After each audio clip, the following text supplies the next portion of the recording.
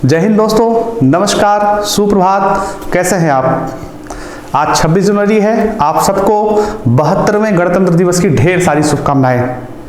आज ही के दिन भारत का संविधान पूरी तरह से 1950 में लागू हुआ था और आज 26 जनवरी के ही दिन 1929 में रावी नदी के तट पर पहली बार तिरंगा झंडा फहराया गया था। आज अपना देश पूरी तरह से गणतंत्र बन गया था। कहने का मतलब 15 अगस्त 1947 को हम आज़ाद तो हो गए थे, लेकिन विधिक रूप से हमें आज़ादी 26 जनवरी 1950 को मिली थी, तब जब हमारा संविधान लागू हुआ था। उसके पहले India government of India act 1935 से अपने देश का शासन चल रहा था। अगर मैं आपके सामने आज फ्री होकर के कुछ बोल पा रहा हूं तो मात्र इसलिए बोल पा रहा हूं क्योंकि भारत का संविधान मुझे अनुच्छेद 19 के तहत अभिव्यक्ति की स्वतंत्रता प्रदान करता है, फ्रीडम ऑफ एक्सप्रेशन। समझ रहे हैं? इसलिए मैं आपके सामने या आप किसी के सामने बोल पा रहे हैं। कई ऐसे देश हैं जैसे चीन है, आपका पड़ोसी देश, वहां बोलने अभिव्यक्ति की आज़ादी तक नहीं है, बोलने तक की स्वतंत्रता नहीं है, यूट्यूब चैनल भी वहां चल नहीं पाता है। तो चलिए शुरू करते हैं आज के करंट अफेयर सीरीज को इस प्रश्न के साथ। प्रश्न देखते हैं। प्रश्न क्या है? प्रश्न है, fighter plane landing take off के लिए एक्सप्रेसवे पर 2 एयर स्ट्रिप के साथ पहला राज्य कौन सा बना? तो 4 विकल्प दिए गए हैं प्रश्न में, पंजाब, दिल्ली, उत्तर प्रदेश, कर्नाटक। आपको याद होगा, अभी न्यूज में कल की ही बात है, कल की न्यूज में निकला है कि पूर्वांचल एक्सप्रेसवे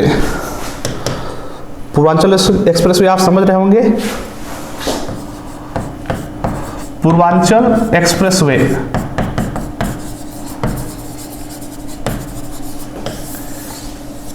जिसे लखनऊ से गाजीपुर तक बनाया जा रहा है। कहां से कहां तक? लखनऊ से गाजीपुर तक बनाया जा रहा है। इस पर लगभग 3 किलोमीटर से ज्यादा का एक ट्रैक तैयार किया जा रहा है। अवनीश कुमार अवस्थी जो उत्तर प्रदेश सरकार में अपर मुख्य सचिव है, उन्होंने बताया कि जैसे आगरा लखनऊ एक्सप्रेसवे पर जिस प्रकार से फाइटर प्लेन्स की लैंडिंग की गई थी, ठीक उसी प्रकार से पूर्वांचल एक्सप्रेसवे में भी एक लंबा फाइटर प्लेन के लिए रनवे तैयार किया जा रहा है, ताकि आकस्मिक स्थिति में भारतीय वायुसेना के फाइटर प्लेन क्या हो सके, लैंड कर सकें। यह इसलिए जरूरी है क्योंकि आकस्मिक स्थिति में आप जानते हैं कि हमारे पास चीन और पाकिस्तान 2 फ्रंट हैं वार के लिए। तो आकस्मिक परिस्थिति में जो है आजकल के जो एक्सप्रेसवेज बन रहे हैं उनको इस तरीके से तैयार किया जा रहा है कि आकस्मिक स्थिति पड़ने पर भारतीय वायुसेना के जो एयरक्राफ्ट हैं वो कहीं भी लैंड हो सकें। ऐसा नहीं है कि जो केवल एयरपोर्ट वाले जगहों पर ही लैंड हो पाए, यानी हर जगह तीनों सेनाओं की क्या हो सके, पहुंच हो सके। तो इस प्रश्न का सही जवाब क्या है? इस प्रश्न का सही जवाब है उत्तर प्रदेश। उत्तर प्रदेश पर 2 एक्सप्रेसवे तैयार हो रहा है। एक एक्सप्रेसवे तैयार हो चुका है, कौन सा? आगरा लखनऊ एक्सप्रेसवे, जिस पर फाइटर प्लेन्स की सफल लैंडिंग हो भी चुकी है और किसी भी समय जो है फाइटर प्लेन की लैंडिंग की जा सकती है आगरा लखनऊ एक्सप्रेसवे पर। इस एक्सप्रेसवे के बाद दूसरा एक्सप्रेसवे पूर्वांचल एक्सप्रेसवे जो लखनऊ और गाजीपुर के बीच बनाया जा रहा है, इस पर भी एक फाइटर प्लेन रनवे बनाया जा रहा है। नेक्स्ट प्रश्न देखते हैं। नेक्स्ट प्रश्न क्या है? प्रश्न है, ऑपरेशन सर्द हवा किसके द्वारा शुरू किया गया है? ठंडी का मौसम चल रहा है, कोहरा इतना जबरदस्त है कि आप अपने सामने से अगर 5 मीटर दूर देखना चाहें तो बिल्कुल कुछ दिखाई नहीं दे रहा है। और ऐसे समय में सीमाओं की सुरक्षा करना बड़ा कठिन काम हो गया है, खासकर जब 5 मीटर के बाद कुछ दिखाई ही न दे, अपने बगल का व्यक्ति भी न दिखाई पड़े, तो उस समय जो है सोचिए कितनी कठिनाई आती होगी जो है बॉर्डर की सुरक्षा करने में। और 26 जनवरी आने वाला है, पाकिस्तान आप जानते हैं, पाकिस्तान की पूरी कोशिश है कि आतंकवादियों को किसी भी तरीके से भारत में प्रवेश दिला करके किसी बड़ी घटना को अंजाम दिया जाए। इस खतरे को भांपते हुए राजस्थान बॉर्डर पर, जो कि आप देख रहे हैं राजस्थान का बॉर्डर क्या है, एक इजी वे है पहुंचने के लिए। वैसे सामान्य दिनों में तो कोई आ नहीं सकता क्योंकि विजिबिलिटी अच्छी रहती है, सब लोग देख सकते हैं, लेकिन ये जो मौसम चल रहा है, कोहरे का मौसम चल रहा है, यह मौसम बड़ा खतरनाक है। एक व्यक्ति को दूसरे व्यक्ति के समीप का नहीं दिखाई देता है। इस स्थिति से निपटने के लिए बीएसएफ ने, किसने, बीएसएफ ने, बॉर्डर सिक्योरिटी फोर्स, सीमा सुरक्षा बल ने ऑपरेशन सर्द हवा शुरू किया है, जिसमें किसी भी तरीके से दुश्मनों की आवाजाही पर नजर रखी जाएगी। हमारे सेना के जो जवान हैं, सॉरी बीएसएफ के जो जवान हैं, वो कैमल पेट्रोलिंग करके या अन्य किसी भी तरीके से क्या करेंगे, सीमाओं पर नजर रखेंगे। नेक्स्ट प्रश्न देखते हैं। नेक्स्ट प्रश्न क्या है? अगला प्रश्न है, केंद्रीय बजट मोबाइल ऐप को किसने लॉन्च किया है? तो मैंने पिछले वीडियोज में भी बताया है, 29 जनवरी से बजट सत्र शुरू हो रहा है। ठीक, इस बार बजट को जो है पेपरलेस रखा जा रहा है कोरोना वायरस के मद्देनजर, ताकि जो है कोरोना वायरस का खतरा कम हो सके। अब बजट पेपरलेस है तो कम से कम ऐसा माध्यम होना चाहिए कि हर लोगों के पास बजट की बात पहुंच सके। इसलिए जो है केंद्रीय बजट को एक मोबाइल ऐप के जरिए लॉन्च कर दिया गया है। और उसे लॉन्च कौन करेगा? लॉन्च वही करेंगे जो बजट को लॉन्च करेंगे। बजट को कौन लॉन्च करेगा? वित्त मंत्री लॉन्च करेगा। मतलब ये कुल मिलाकर के बजट का काम किसका है? वित्त मंत्रालय का काम है, वित्त मंत्री का काम है। इसलिए इस मोबाइल बजट को भी किसने लॉन्च किया है? श्रीमती निर्मला सीतारमण ने लॉन्च किया है। बजट के टर्म में आप जानते हैं कि भारतीय संविधान में अनुच्छेद 112 में बजट को क्या कहा जाता है? वार्षिक वित्तीय विवरण कहा जाता है। बजट सीधा शब्द नहीं आता, क्या आता है उसका नाम? वार्षिक वित्तीय विवरण। ठीक, एनुअल फाइनेंशियल स्टेटमेंट के नाम से भारतीय संविधान के अनुच्छेद 112 में बजट शब्द की कल्पना है, बजट शब्द के बारे में बताया गया है। बजट शब्द नहीं लिखा गया है, लेकिन बजट के बारे में चर्चा की गई है। नेक्स्ट प्रश्न है, भारत का सबसे बड़ा मल्टी मॉडल लॉजिस्टिक्स पार्क कहाँ बनाया गया है? मल्टी मॉडल लॉजिस्टिक्स पार्क क्यों बनाया जा रहा है? इसमें होगा क्या?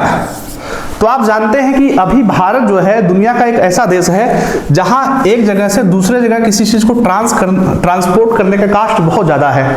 दुनिया में अगर किसी चीज को, जैसे मान लीजिए वो 100 रुपए की है, तो उसकी एक जगह से दूसरे जगह की ट्रांसपोर्टिंग कास्ट कितनी है? 108 रुपए है। अगर कुल मिलाकर के 8 रुपया है, यानी उसकी टोटल कीमत ट्रांसपोर्टिंग के बाद 108 रुपए हो जाती है।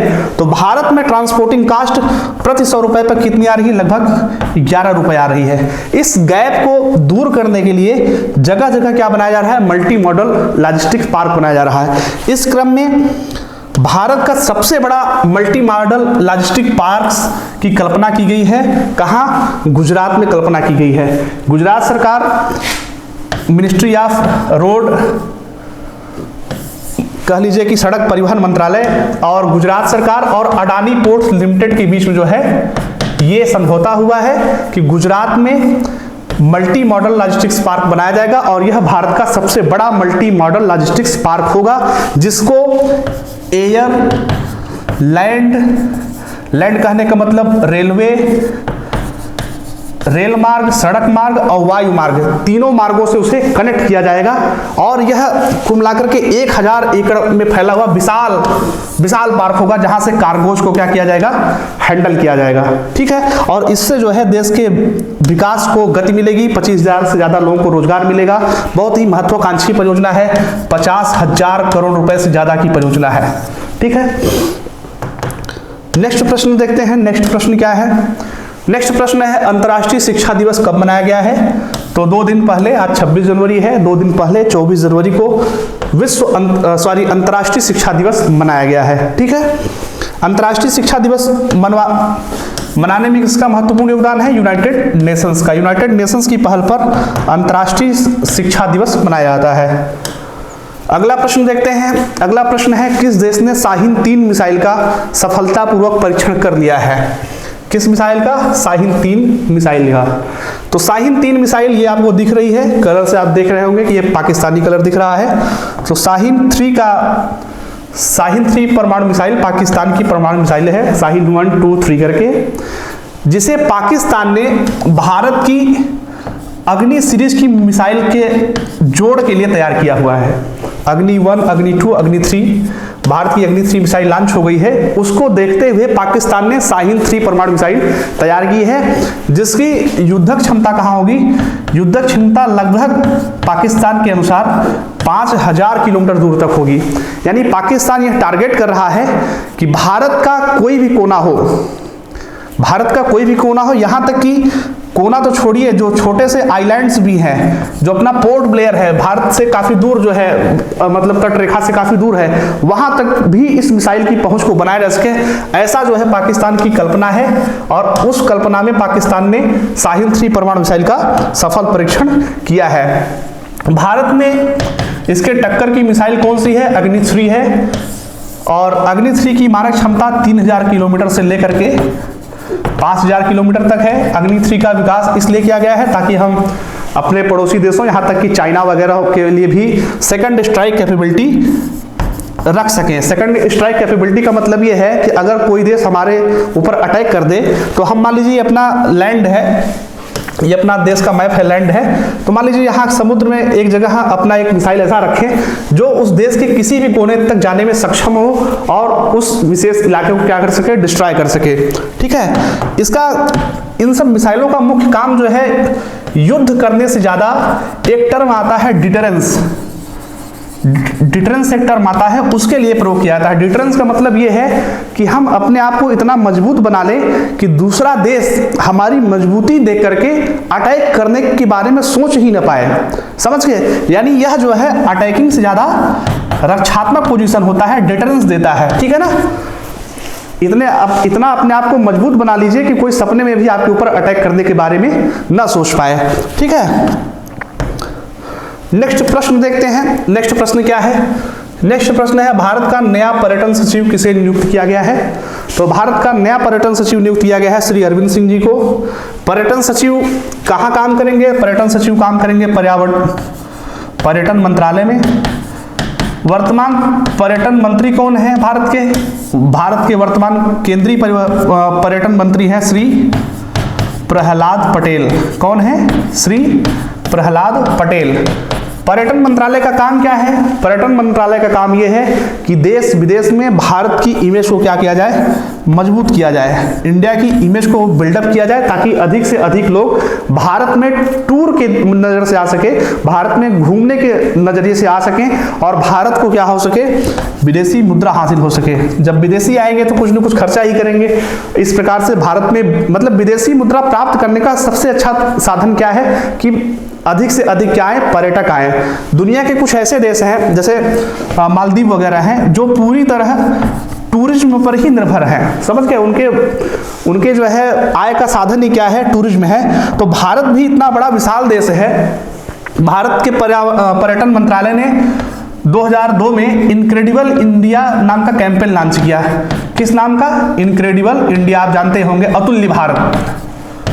अतुल्य भारत नाम का कैंपेन लॉन्च किया पूरे विश्व के अनेक देशों में, जिससे क्या हो सके? भारत की इमेज बिल्डअप हो सके, भारत के अच्छे स्थानों के बारे में विश्व के लोगों को बताया जा सके और विदेशी पर्यटक यहाँ आ सके और विदेशी मुद्रा मिल सके। ठीक है ना? इस वजह से जो है इनक्रेडिबल इंडिया अतुल्य भारत प्रोग्राम को लॉन्च किया गया था। कहाँ लॉन्च किया गया था?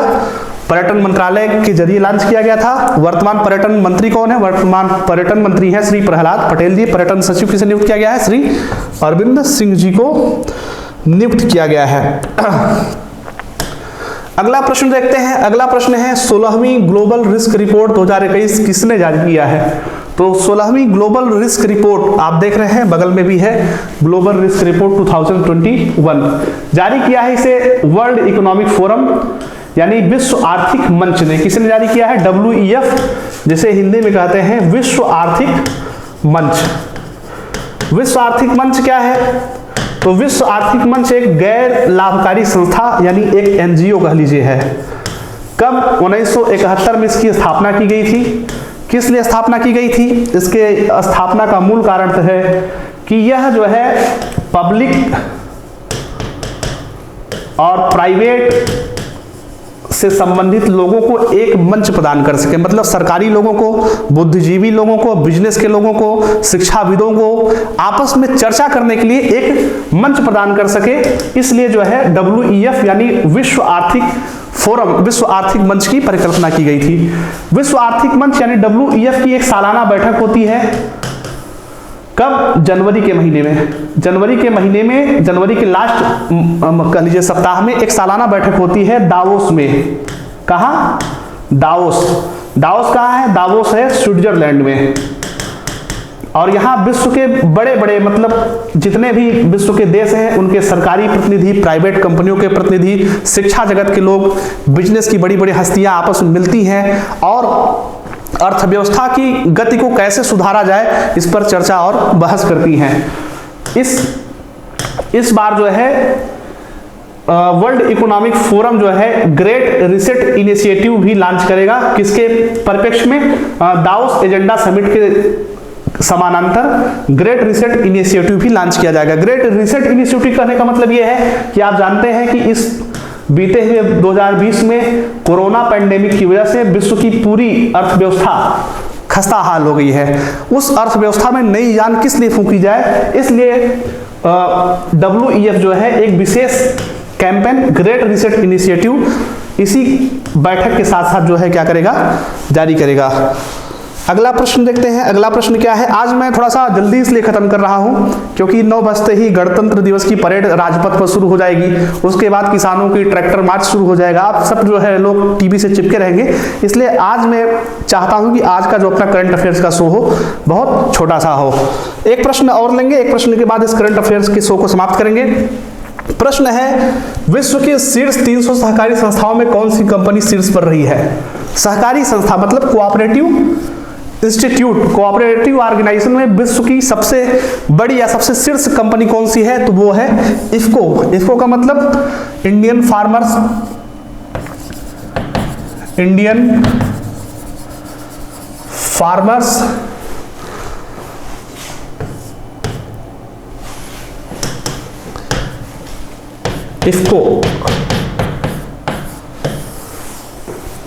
इफको जो है विश्व की क्या बन गई है? सबसे बड़ी सहकारी संस्था बन गई है। ठीक है।